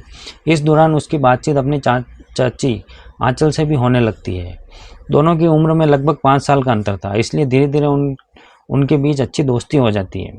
शुरुआत में यह रिश्ता सामान्य पारिवारिक बातचीत तक सीमित दिखाई देता था, लेकिन समय के साथ दोनों एक दूसरे के साथ अधिक समय बिताने लगते हैं। धीरे धीरे उनकी नज़दीकियाँ बढ़ती चली जाती है और यह रिश्ता एक ऐसा मोड़ पर पहुंच जाता है जहां दोनों रिश्तों की मर्यादाओं को पीछे छोड़ देते हैं और कुछ समय बाद दोनों एक दूसरे के करीब आ जाते हैं और दोनों के बीच अवैध संबंध स्थापित हो जाता है। अब दोनों पवन की गैर हाजिरी में एक दूसरे के साथ समय बिताने लगते हैं। काफ़ी समय तक इस अवैध संबंध के बारे में किसी को कुछ पता नहीं चलता। समय बीतने के साथ दोनों एक दूसरे का यह अवैध रिश्ता और गहरा होता चला जाता है, लेकिन ऐसे रिश्ते ज़्यादा दिनों तक नहीं छुपते। एक दिन पवन ऑफिस से घर जल्दी आ जाता है और वह आंचल को और अंकित को आपत्तिजनक स्थिति में देख लेता है। पवन जो आंचल से बहुत प्यार करता था, उसने अपने ही भतीजे के साथ इस हालत में देखकर वह सन्न हो जाता है। उसके बाद घर में इस बात को लेकर काफ़ी क्लेश होता है। यह बात परिवार के और लोगों को भी पता चलती है। परिवार के सभी लोग अंकित और आंचल पर काफ़ी गुस्सा होते हैं। काफ़ी दिनों तक इस अनैतिक अफेयर वाली बात को लेकर पूरे परिवार में टेंशन बनी रहती है। सभी चाहते थे कि किस तरह यह मामला यहीं समाप्त हो जाए और परिवार फिर सामान्य जीवन जी सके। थोड़ा मामला शांत होने के बाद पवन आंचल को इस बारे में बात करता है और उसे शांति से समझाता है कि परिवार की भलाई के लिए तुम्हें अंकित से सारे रिश्ते खत्म करने होंगे और आगे से तुम कभी नहीं मिलोगी। आंचल भी उस समय पवन की बात मान लेती है और अपनी गलती स्वीकार कर लेती है। यह पवन को विश्वास दिलाती है कि भविष्य में ऐसा कुछ नहीं करेगी। पवन जो आंचल और अपनी बेटी दिव्यांशी से जो बहुत प्यार करता था, उसे लगता था कि शायद आंचल को अपनी गलती का एहसास हो गया है, इसलिए वह भी उससे माफ़ कर देता है। उसे भरोसा था कि आंचल फिर ऐसी गलती नहीं करेगी और सब कुछ पहले जैसा हो जाएगा। लेकिन पवन का यह विश्वास ज़्यादा दिनों तक कामयाब नहीं रहता। कुछ ही समय बाद आंचल और अंकित फिर एक दूसरे से मिलने लगते हैं। दोनों चोरी छुपे एक दूसरे से संपर्क बनाए रखते हैं और धीरे धीरे उनका अफेयर पहले की तरह फिर से शुरू हो जाता है। पवन को जब इस बात का पता चलता है तो वह पहले से भी ज़्यादा टूट जाता है।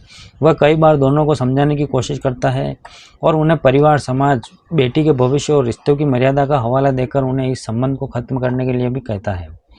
लेकिन उनको समझने का दोनों पर कोई असर नहीं पड़ता। हालात यहाँ तक पहुँच जाते हैं कि अब अंकित और आंचल बिना किसी डर या झिझक के एक दूसरे से मिलने लगते हैं। वासना उन दोनों पर इस कदर हावी थी कि न तो उन्हें रिश्तों की परवाह थी और न ही पवन की भावनाओं की। अब धीरे धीरे पवन इन सब बातों की वजह से परेशान रहने लगता है। पवन अपनी पति आंचल और बेटी दिव्यांशी से बहुत प्यार करता था। वह किसी भी कीमत में अपने परिवार को टूटने से बचाना चाहता था, लेकिन लाख कोशिश के बावजूद भी वह आंचल और अंकित को रोक नहीं पा रहा था। थक हार कर पवन चुपचाप सब कुछ सहन करने लगता है। एक शरीफ इंसान जिसकी पत्नी का अफेयर चल रहा है और वह यह सब जानते हुए भी कुछ नहीं कर पा रहा है, ऐसे में उसके दिल पर क्या गुजर रही होगी, इसका सिर्फ अंदाजा ही लगाया जा सकता है। हर बीतते दिन के साथ घर के अंदर क्लेश बढ़ता चला जाता है। लगभग हर दिन किसी न किसी बात को लेकर बहस और तनाव होने लगता है। हालत इतने खराब हो जाते हैं कि पवन और आंचल के बीच का रिश्ता केवल नाम मात्र का रह जाता है। इसी तनावपूर्ण माहौल के बीच में पवन की मौत से लगभग 15 दिन पहले आंचल अपने मायके चली जाती है और वहां पहुंचकर अपनी बहन शिख से कहती है कि पवन से परेशान हो चुकी है और वह अब उसके साथ नहीं रहना चाहती, लेकिन अगर वह उससे अलग हुई तो उसे कुछ नहीं मिलेगा, इसलिए उसे मारना पड़ेगा और तुम्हें इस काम के लिए मेरा साथ देना होगा। सारी बातें सुनने के बाद शिख अपनी बहन से कहती है, जीजा के मरने बाद घर तुम्हारा हो जाएगा और जो 10 बीघा की ज़मीन है वो भी तुम्हें मिल जाएगी, तो फिर इसमें उसका क्या फ़ायदा होगा। इस पर आंचल शिख के साथ एक सौदा करती है और कहती है कि पवन के मरने के बाद तुम भी अपने बॉयफ्रेंड के साथ मेरे घर पर ही रहना। अब क्योंकि शिख का भी अफेयर मजोला निवासी अजय दिवंकर से चल रहा था, इसीलिए वह भी इस बात के लिए तैयार हो जाती है। जब वह यह बात अपने बॉयफ्रेंड अजय को बताती है तो वह भी इस बात के लिए तैयार हो जाता है। फिर आंचल, अंकित, शिख और अजय चारों मिलकर पवन को मारने का प्लान बनाते हैं। आजकल का हालत को देखते हुए पवन को भी एहसास हो जाता है कि उसकी पत्नी उसकी हत्या करवा सकती है और इसी बात की वह जानकारी अपनी दोनों बहनों बबीता और अनीता को भी दे देता है, पर वह आंचल या अंकित किसी का नाम नहीं बताता और शायद यही वह गलती कर जाता है। खैर, पूरे प्लान के अकॉर्डिंग 21 मई को आंचल शिख के साथ घर लौटती है। उस समय पवन अपनी बहन अनीता के घर मुरादाबाद में होता है। आंचल पवन को फ़ोन करती है और कहती है, बड़े प्यार से कहती है कि वह घर आ गई है, इसलिए वह भी घर आ जाए।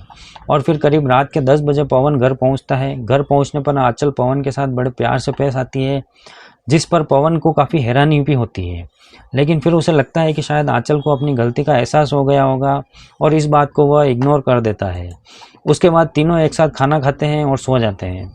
अगले दिन 22 मई को पवन काम पर चला जाता है और फिर करीबन रात को 10 बजे पवन घर लौट आता है। घर में पहले से ही आंचल, अंकित, शिख और अजय उसका वेट कर रहे होते हैं। जैसे ही पवन घर में घुसता है तो चारों उसे पकड़ लेते हैं और उसे काबू करके रस्सी से बांध देते हैं। इसके बाद वह उसे ज़बरदस्ती जहर पीने के लिए कहते हैं।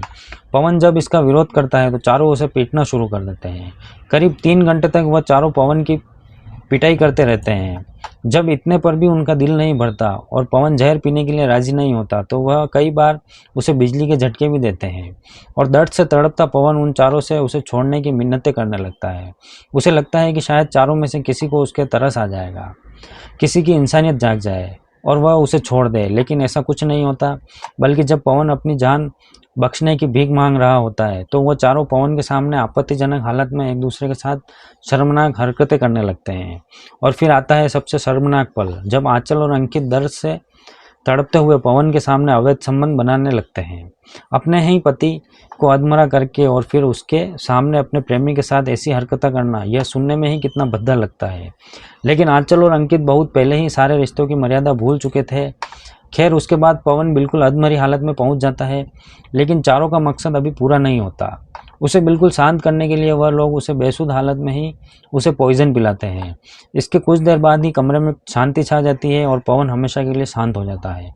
पवन की मौत को एक्सीडेंट का रूप देने के लिए वह उसे सीढ़ियों के पास लेकर आते हैं और उसे वहां से नीचे फेंक देते हैं, ताकि ऐसा लगे कि पवन सीढ़ियों से गिर गया होगा। इसके बाद चारों आरोपी आराम से घर में खाना खाते हैं और सुबह होने का इंतजार करने लगते हैं। सुबह जब आंचल पवन की तबीयत खराब होने की खबर उसकी बहन और रिश्तेदारों को देती है तो अंकित और अजय वहां से निकल जाते हैं। इन चारों को अपने प्लान पर इतना भरोसा था कि यह लोग अपने घर जाकर आराम से सो जाते हैं और कहीं भागने की कोशिश भी नहीं करते। पवन की मौत का खुलासा होने के बाद पुलिस चारों को अरेस्ट कर लेती है और आंचल और अंकित को सामने बिठाकर पूछताछ करती है। पूछताछ में आंचल बताती है कि मुझसे बहुत बड़ी गलती हो गई, इससे अच्छा तो मैं अंकित के साथ भाग जाती, लेकिन मैंने अपने पति की हत्या करके बहुत गलत किया। दूसरी तरफ अंकित अपनी सफाई में कहता है कि आंचल ने उससे कई बार पवन को मारने के लिए कहा, तब जाकर वह उसकी हत्या करने के लिए तैयार हुआ। फिलहाल तो पुलिस ने चारों को जेल भेज दिया है। बात करें इस कहानी की, अपनी हत्या का आभास होने के बाद भी पवन ने कोई ठोस कदम नहीं उठाया। अगर वह समय रहते पुलिस में शिकायत दर्ज करता, कानूनी सलाह लेता या खुद को उस माहौल से दूर कर लेता तो घटनाओं का परिणाम कुछ और होता। लेकिन कई बार भावनाओं इंसान को फैसले पर भारी पड़ जाती है कि पवन अपनी पत्नी आंचल से बहुत प्यार करता था। शायद उसकी आखिरी समय तक उम्मीद थी कि एक दिन सब कुछ ठीक हो जाएगा और उसका परिवार फिर से पहले जैसा बन जाएगा। लेकिन उसकी यह उम्मीद और रिश्ते को बचाने की कोशिश आखिरकार उसकी सबसे बड़ी कमजोरी साबित हुई। इन सब ने उसे 2 साल की बच्ची की दिव्यांशी को सब भूल गए, जिसने अब बिना माता पिता के जीना पड़ेगा। ऐसे मामले में सबसे ज़्यादा नुकसान बच्चों का होता है, इसलिए समझदारी इसमें है कि समय रहते ऐसे टॉक्सिक रिलेशनशिप से बाहर निकल जाए। हालांकि यह फैसला आसान नहीं होता। किसी रिश्ते को छोड़ना, खासकर जब उसमें प्यार, यादें और परिवार जुड़ा हो, बेहद कठिन होता है। लेकिन जीवन भी किसी भी रिश्ते से अधिक महत्वपूर्ण है। समय बड़े से बड़े जख्म को भर देता है, इसलिए जब हालात नियंत्रण से बाहर हो जाए तो चुप रहना या सब कुछ सहते रहना भी कभी कभी बहुत भारी पड़ सकता है। बाकी इस पूरे मामले में आपकी क्या राय है? आपको क्या लगता है कि पवन समय रहते कोई अलग कदम उठाता तो उसकी ज़िंदगी बच सकती थी? अपनी राय मुझे कमेंट बॉक्स में ज़रूर बताइए और मेरे चैनल को सब्सक्राइब करना ना भूलें। तो दोस्तों, आज की कहानी में इतना ही। हम मिलते हैं किसी नई कहानी के साथ, तब तक के लिए बाय। नमस्कार दोस्तों, स्वागत है आप सभी का कहानी के एक और नए एपिसोड में। तो चलिए शुरू करते हैं। यह कहानी काफ़ी पुरानी है, ठीक 24 साल पुरानी। तारीख है 1 फरवरी 2022 और जगह है कर्नाटक की राजधानी बेंगलुरु। बेंगलुरु के एक रहायशी इलाके में एक दिन बेंगलुरु पुलिस को एक कॉल जाती है। कॉल करने वाला शख्स ये बताता है कि एक अपार्टमेंट में डबल मर्डर हो गया है, प्लीज़ आप मौके पर फ़ौरन चले आइए। पुलिस जब यह कॉल सुनती है तो पुलिस वाले भी सोच में पड़ जाते हैं। वक्त होता है शाम के तकरीबन 5:30 बजे। आनंद फानंद में कॉल मिलते ही पुलिस बताई गई जगह पर पहुंचती है और जब पुलिस वहां पर पहुंचती है तो पुलिस देखती है कि बाहर हज़ारों लोगों की भीड़ खड़ी है, काफ़ी भीड़ इकट्ठी है। सारे लोगों की आंखों में कौतूहल है। यह सवाल है कि भाई यह मर्डर कैसे हुआ, और लोगों में एक दहशत का माहौल है कि जो भी कातिल है उसने जिस तरीके से भी हत्या की है वो कातिल जो है वो छुट्टा घूम रहा है। पुलिस बहुत मुश्किल से, जिस तरह से आपने फिल्मों में देखा होगा ना कि भीड़ को चीरती हुई पुलिस वाले मुंबई या फिल्मों में आपने देखा होगा, आगे बढ़ती है। और इस तरह से बेंगलुरु पुलिस आगे बढ़ती है। पुलिस अब उस अपार्टमेंट के फर्स्ट फ्लोर पर पहुंचती है जहां पर मौका वारदात हुई थी। दरवाज़ा खुला हुआ था। पुलिस वाले जब अंदर दाखिल हुए तो उन्होंने घुसते ही देखा कि अंदर सामने के फ्लोर पर एक 35 से 36 साल की उम्र की एक महिला की लाश पड़ी हुई है। और लाश को देखने से ये क्लियर था कि उसके साथ सेक्सुअल असोल्ट हुआ है, उस महिला के साथ रेप जैसी अन्य जघन्य वारदात हुई है। और उसके शरीर पर सारे कपड़े जो हैं वो बिल्कुल अस्त व्यस्त थे। इसके अलावा जिस्म पर ढेर सारे कट मार्क्स थे, चोटों के निशान थे, जिसे देखकर यह भी पता लगता है कि जो उस महिला ने अपने प्राण त्यागने से पहले कातिल के साथ या कातिलों के साथ काफ़ी संघर्ष किया होगा। और पास ही पड़ी थी महज 4 साल की एक छोटी सी बच्ची की लाश, जिसे देखकर ये अंदाज़ा लगाया जा सकता है कि शायद इस बच्ची को कातिलों ने इसलिए मार दिया क्योंकि उन्हें डर था कि कहीं इस बच्ची ने कातिलों को या कातिल को पहचान ना लिया हो। तो कुल मिलाकर पूरे सीन ऑफ क्राइम को देखने से यह लग रहा था कि इस महिला के ऊपर हमला हुआ है और उसके साथ पहले रेप जैसी घटना हुई और फिर उसका कत्ल कर दिया गया। और साथ ही में जो बच्ची मौजूद थी, अपनी पहचान छुपाने के इरादे से कातिल ने उस बच्ची की भी जान ले ली। पुलिस ने इसके अलावा जब सीन ऑफ क्राइम को बहुत ध्यान से देखा तो पुलिस ने और कुछ चीज़ों को किया। पुलिस का ध्यान कुछ और बातों की ओर गया। एक तो यह है कि पुलिस ने देखा कि महिला के शरीर पर जो भी गोल्ड ऑर्नामेंट्स थे, जो फैमिली मेम्बर्स ने बताए थे, वो सारे ऑर्नामेंट्स गायब थे। और इसके अलावा कुछ गोल्ड ज्वेलरी जो भी घर में रखी हुई थी, वो चीज़ें भी गायब थी। लेकिन शॉकिंगली, सरप्राइजिंगली पुलिस ने यह भी देखा कि जो कातिल जो भी था, जिसने भी घर में एंट्री की, उसने कोई दरवाज़ा तोड़कर या फोर्सफुली किसी खिड़की की जाली निकालकर वो घर के अंदर नहीं घुसा था, बल्कि दरवाज़ा खुला हुआ था। और उसे देखने से ऐसा लगता था कि कातिल के घर के अंदर फ्रेंडली एंट्री है, मतलब कातिल कोई ऐसा हो सकता है जो इस परिवार को जानता हो। अब जब पुलिस एक साथ कई चीज़ों पर ध्यान केंद्रित कर रही थी, एक तो पुलिस को शक यह हो रहा था कि कहीं ऐसा तो नहीं कि रॉबरी की वजह से कत्ल हो गया हो। दूसरा, पुलिस को यह भी लग रहा था कि नहीं, रॉबरी वजह नहीं हो सकती, क्योंकि जिस तरह से फ्रेंडली एंट्री है उससे तो लग रहा है कि कोई जान पहचान का आदमी इस घटना में शामिल है।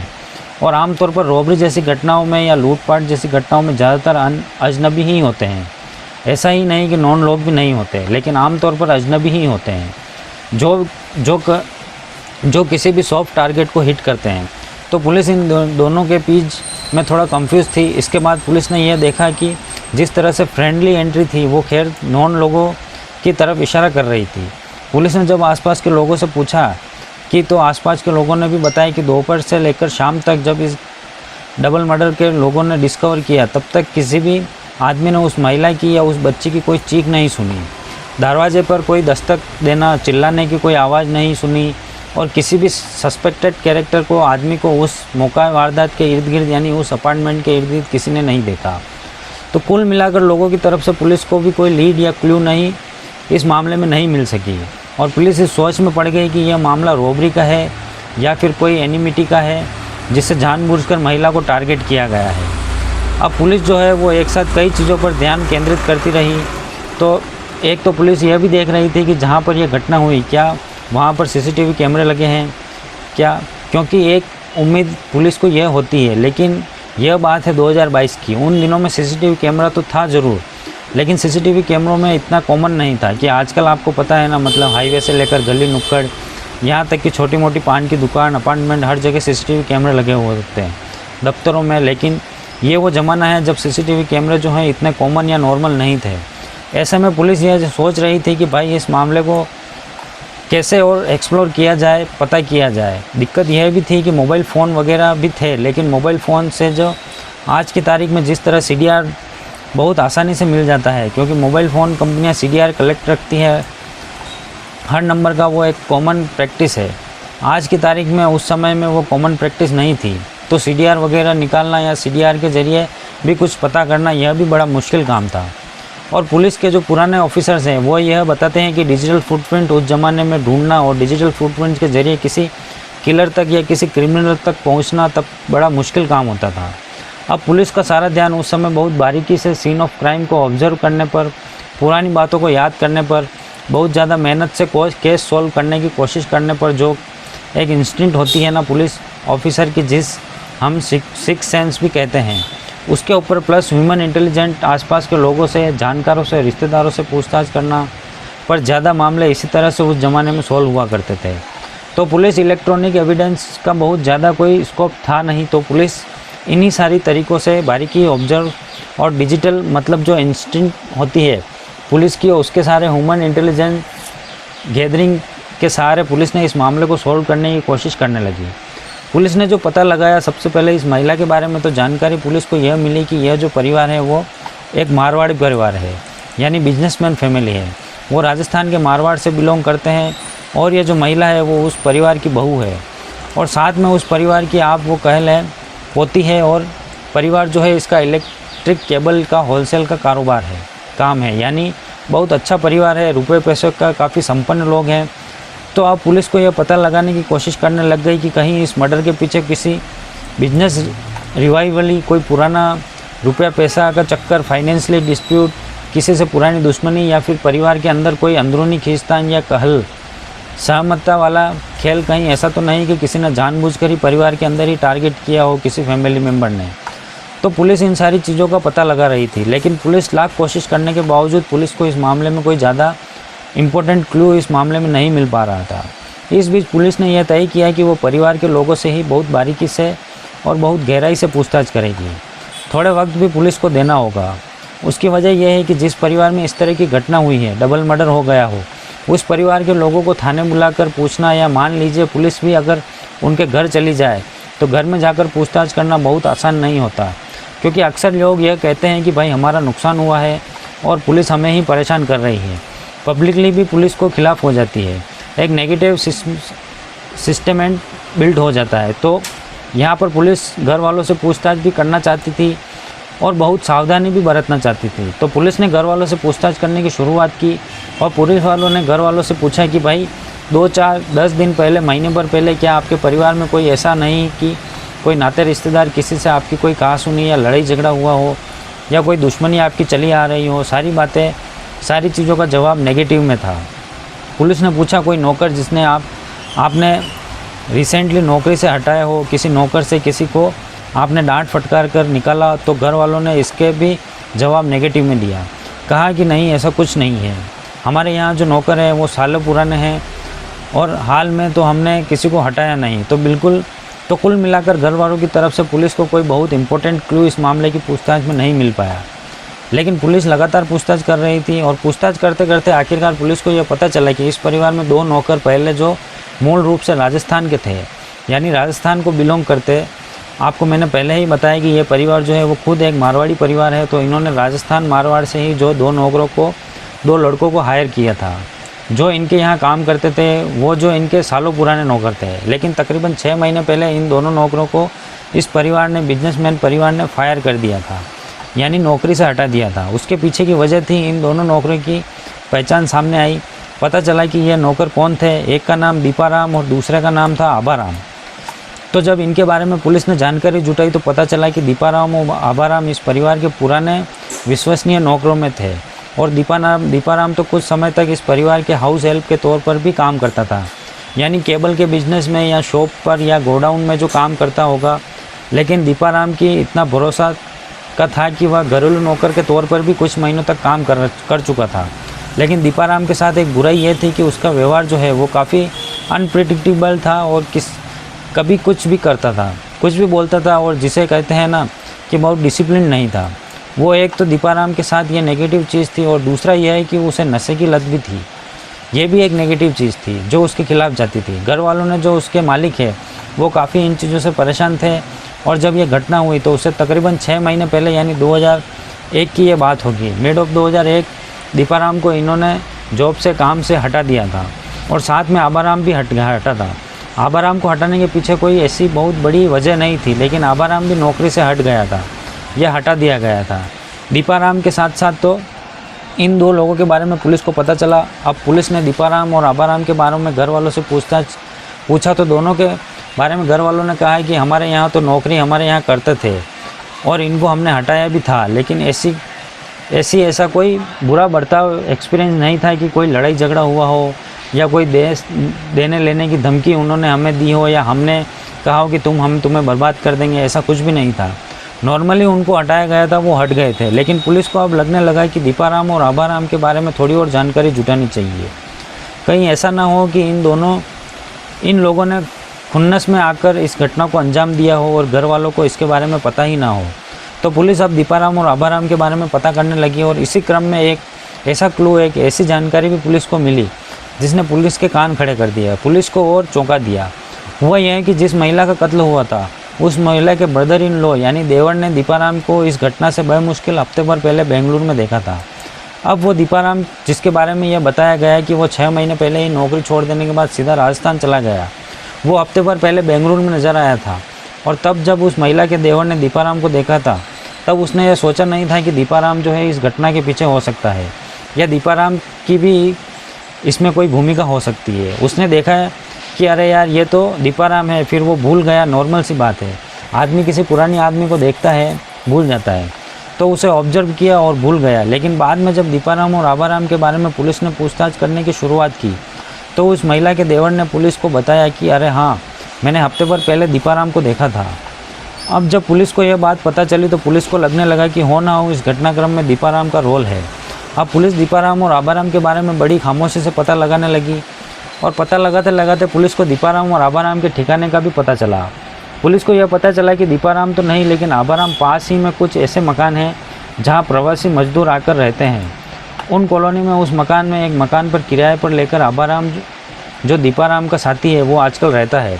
पुलिस पहुंची आभाराम के पास और पुलिस ने आभाराम को यहाँ दबिश दी, तो उसके पास से पुलिस को कुछ चोरी की ज्वेलरी वगैरह मिली। पुलिस को ऐसा लगने लगा कि हो ना हो आभाराम भी दीपाराम के साथ उस मर्डर में शामिल होगा। हालांकि दीपाराम को पुलिस पकड़ नहीं पाई थी, लेकिन पुलिस ने जो ज्वेलरी बरामद की थी और आभाराम से पूछताछ भी करना शुरू कर दिया था। अब आभाराम से पुलिस ने पूछताछ करने की शुरुआत की तो आभाराम ने यह बताया कि दीपाराम तो यहाँ नहीं है, वो राजस्थान में ही है। पुलिस को शक होने लगा कि शायद आभाराम झूठ बोल रहा है, अपने साथी को बचाने की कोशिश कर रहा है। तो ऐसे में पुलिस दीपाराम तक पहुंचना चाहती थी, लेकिन डायरेक्टली उसको पुलिस पकड़ने की कोशिश नहीं करना चाहती थी, क्योंकि पुलिस को शक था कि अगर वो दीपाराम पर शिकंजा कसने की कोशिश करे और अगर उसे उस तक पहुंचने में नाकाम हो जाए तो फिर वो फ़रार हो जाएगा, और ऐसे फ़रार होगा कि आसानी से मिलेगा नहीं। इसलिए पुलिस ने एक चाल चली। पुलिस ने एक तरीका ढूंढा दीपाराम को ट्रैक करने का। पुलिस को पता चला कि दीपाराम का एक भाई, वो भी बेंगलुरु में रहता है और काम करता है। पुलिस ने दीपाराम को तो सहम नहीं किया, उससे तो पूछताछ के लिए नहीं बुलाया, क्योंकि उसका तो खैर पता ठिकाना ही नहीं मिल रहा था। लेकिन पुलिस ने यह तय किया कि वो उसके भाई को पूछताछ के लिए बुलाएगी, और पुलिस ने दीपाराम के भाई को पूछताछ के लिए बुलाया। दीपाराम के बारे में सारी जानकारी जुटाई, बताई कि एक गंभीर केस के सिलसिले में हमें तुमसे पूछताछ कर रहे हैं, तुम्हारे भाई के बारे में। उसके भाई ने दीपाराम के बारे में वो जितना कुछ जानता था वो सारी बातें बताई, लेकिन दीपाराम के प्रेजेंट लोकेशन के बारे में वो कुछ नहीं बता पाया। उसने कहा कि मुझे नहीं पता वो कहाँ है, वो राजस्थान में ही रहता है, यहाँ पर था, आया था, नहीं आया था। कोई ऐसा कॉन्क्रीट जानकारी उसके भाई से पूछताछ करने पर पुलिस को नहीं मिली। पुलिस ने अलबत्ता उससे बहुत ज़्यादा ग्रिल भी नहीं किया, बहुत ज़्यादा सख्ती भी नहीं की, लेकिन पुलिस ने चालाकी की। पुलिस ने क्या किया, उसका मोबाइल नंबर पूछ लिया, और जैसा कि मैंने आपको बताया कि मोबाइल को ट्रैक करना उस समय इतना कॉमन नहीं था। सारी डिटेल्स जो हैं इलेक्ट्रॉनिकली जनरेट होते हैं, कंपनी के पास होते हैं, वो सारी चीज़ें रीट्वीट करना भी उस ज़माने में इतना आसान नहीं था। लेकिन कोई पर्टिकुलर नंबर अगर मिल जाए तो उसके सर्विलेंस पर लगाकर पुलिस उसके बारे में जानकारी जुटा सकती थी। उसकी एक लंबी प्रक्रिया भी होती है। उस समय इतनी आसानी से नहीं था कि एक पुलिस ऑफिसर से फ़ोन जाए और सारी चीज़ें जो है वो हैंडी तरीके से मिल जाए। तो पुलिस ने दीपाराम का जो भाई है उसका मोबाइल नंबर कलेक्ट किया, और उस मोबाइल नंबर कलेक्ट करने के बाद दीपाराम के भाई को जाने दिया, और उस नंबर को पुलिस ने सर्विलेंस पे लगा लिया। पुलिस ने जब उस नंबर को सर्विलेंस पे लगाया तो पुलिस इंतज़ार कर रही थी कि यह जो आदमी है अपने भाई दीपाराम को आज नहीं तो कल फ़ोन करेगा, पता चलेगा कि दीपाराम कहाँ है, क्या है, या फिर दीपाराम इसको फ़ोन करेगा। पुलिस इंतज़ार करने लगती रही। पुलिस बिल्कुल उसी तरह से इंतज़ार कर रही थी जिस तरह मान लीजिए कहते हैं ना कि बहुत शार्प तरीके से, जैसे कि कोई शिकारी अपने शिकार को पकड़ने के लिए इंतज़ार करता है। तो पुलिस एक तरह से घात लगाकर इंतज़ार करती रही। तो इंतज़ार का फल मीठा निकला। हुआ यूँ कि 3 दिन बाद सूरत से एक फ़ोन दीपाराम के भाई के मोबाइल पर आया, और इसमें सूरत के फ़ोन करने वाले शख्स ने दीपाराम से बातचीत भी की। बातचीत क्या हुई यह तो पुलिस को इतना पता नहीं चला, लेकिन जैसे ही सूरत से ये फ़ोन दीपाराम के मोबाइल पर आया तो पुलिस जो है उस नंबर के बारे में पता लगाने लगी कि किस नंबर से फ़ोन आया।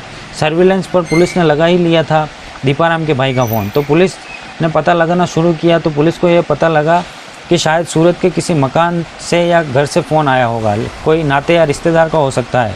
दीपाराम ने ही अपने घर से फ़ोन किया होगा। लेकिन पुलिस ने देखा कि जो फ़ोन आया था वो एक पीसीओ का था, पब्लिक फ़ोन बूथ का। उस समय एसटीडी पीसीओ का बड़ा चलन था। आज की तौर नहीं, हर आदमी के पास मोबाइल फ़ोन है। उस समय फ़ोन करने के लिए आदमी को ट्रेवल करके एसटीडी कॉल करना है तो पीसीओ में जाना पड़ता था, और एक एसटीडी कोड भी जो है डायल करना पड़ता था। जो बिल्कुल नए लोग हैं, मतलब यंग हमारी पीढ़ी के लोग, उनको शायद इतना भी पता हो, इसलिए मैं थोड़ा एक्सप्लेन कर रहा था। तो पुलिस को यह पता चला कि पब्लिक फ़ोन बूथ से किसी ने दीपाराम के भाई को फ़ोन किया था, और वो फ़ोन बूथ जो है सूरत का था। अब पुलिस को एक टीम फ़्लाइट लेकर सूरत पहुंची। एक्सपेंसिव मामला था, उस ज़माने में फ़्लाइट भी इतनी ईजी मामला नहीं था। तो पुलिस की एक टीम सूरत पहुंची और उस पीसीओ तक भी पहुंची जिस पीसीओ से वो कॉल जनरेट किया गया था। सादे लिबास में पुलिस की एक टीम वहाँ पर तैनात हुई। एक मारवाड़ी लड़के को भी साथ में लेके गई जो लैंग्वेज वगैरह समझता हो। अगर कोई मारवाड़ी को ग्रिल करना हो, पकड़ना हो, तो लड़का यह एक मेडिएटर का काम करे। इस तरह से पुलिस तैयारी से पहुंची। पीसीओ के बाहर पुलिस तैनात हो गई और इंतज़ार करने लगी। कई घंटों तक उस पीसीओ के बाहर पुलिस खड़ी रही, बैठी रही, सादे लिबास में घूमती रही, और आखिरकार उस पीसीओ में पुलिस ने एक शख्स को, एक नौजवान को आते हुए देखा था। बहुत सारे लोग आ रहे थे, ऐसा नहीं कि पीसीओ में कोई पहली बार कोई नौजवान आया, लेकिन उस नौजवान ने जो नंबर डायल किया उसके आगे उसने एसटीडी कोड प्रीफिक्स किया 080, यानी सूरत के वह फ़ोन कर रहा था, और फ़ोन करने के लिए उसने 080 का एसटीडी कोड प्रीफिक्स किया। अब जो यह एसटीडी कोड प्रीफिक्स किया, ये एसटीडी कोड जो है बेंगलुरु का था। पुलिस चौकन्नी हो गई, और अब पुलिस ने उस आदमी को बहुत गौर से ऑब्जर्व करना शुरू किया। उस आदमी के बारे में एक और बड़ी क्रूशियल लीड या जानकारी पुलिस के पास थी, वो यह कि जो दीपाराम नाम का आदमी है, ये कि उस इलेक्ट्रिक केबल वाले शॉप में भी उस परिवार के साथ सालों साल काम कर चुका था। तो इलेक्ट्रिक केबल की दुकान में काम करते करते उसका इंडेक्स फिंगर जो है वो तारों की नपाई और घिसाई और खिंचाई करते करते काफ़ी मोटा हो गया था। कुछ कट मार्क्स भी उसके फिंगर पर थे, लेकिन फिंगर जो है वो अनयूजुअली मोटा था। इंडेक्स फिंगर वो इसलिए कि तार खींचता था, तो यह जानकारी दीपाराम के बारे में पुलिस को थी। पुलिस ने 080 डायल करने वाले आदमी को जब गौर से देखा तो देखा कि उसका इंडेक्स फिंगर काफ़ी मोटा सा है। अब पुलिस को यकीन हो गया कि यही दीपाराम है। कुछ तस्वीरें भी पुलिस लेकर गई थी, तस्वीरों के साथ भी पुलिस ने मिलान किया। तो इस तरह से एक एक करके कई सारी चीज़ें पुलिस को मिली, जिसके सहारे पुलिस ने दीपाराम को वहाँ पर दबोच लिया, और उससे उसको पुलिस बेंगलुरु लेकर आई। रास्ते पर पुलिस उससे पूछताछ करती रही, बेंगलुरु में भी पूछताछ हुई। Clear cut double murder case का मामला था, और पुलिस मर्डर के पीछे की खुन्नस, एनिमिटी, क्योंकि दीपाराम को ऐसा लगता था कि वो जो मारवाड़ी परिवार है, उसने उस परिवार से नौकरी से निकाल कर उसे बहुत बेइज्जत किया, जलील किया, और वो अपने आप का बदला लेना चाहता था। इसी इरादे से वो बाहर था ज़रूर, लेकिन वो वहाँ से लौट कर आया बाकायदा, और लौट कर आने के बाद घात लगाकर उस परिवार पर हमला किया, और उस परिवार की बहू और पोती का कत्ल किया। उसके साथ जाति भी की। पुलिस ने उसके पास से लूटी हुई गोल्ड ज्वेलरी और उसकी निशानदेही पर सूरत के कुछ ज्वेलरी उसने जो बेची थी, वो सारी चीज़ें बरामद की। बहुत कॉन्क्रीट एविडेंस प्रूफ पुलिस ने उसके खिलाफ़ इकट्ठा किए। इसमें ये पूरी इन्वेस्टिगेशन जो भी मैंने आपको सुनाया, उसकी डिटेल्स जो है चार्जशीट के हिस्सा बने, और इस तरह पुलिस ने कॉन्क्रीट चार्जशीट कोर्ट में दाखिल की, जिसके आधार पर 2002 में यह घटना हुई थी। 2003 जुलाई को लोअर कोर्ट ने इस मामले में आरोपी को फांसी की सज़ा सुनाई, लेकिन आरोपी अपने बचाव में हाई कोर्ट गया, और हाई कोर्ट में फांसी की सज़ा को आजीवन कारावास में तब्दील कर दिया। और फिलहाल जो ये दीपाराम है, जो अकेला किलर था इस मामले में, उसे आजीवन कारावास की सज़ा हुई, और आजीवन कारावास की सज़ा भोग रहा है। तो ये थी पूरी कहानी। इस घटनाक्रम पर आप क्या सोचते हैं, प्लीज़ हमें कमेंट करके ज़रूर बताइएगा। हम मिलते हैं किसी नई कहानी के साथ, तब तक के लिए बाय।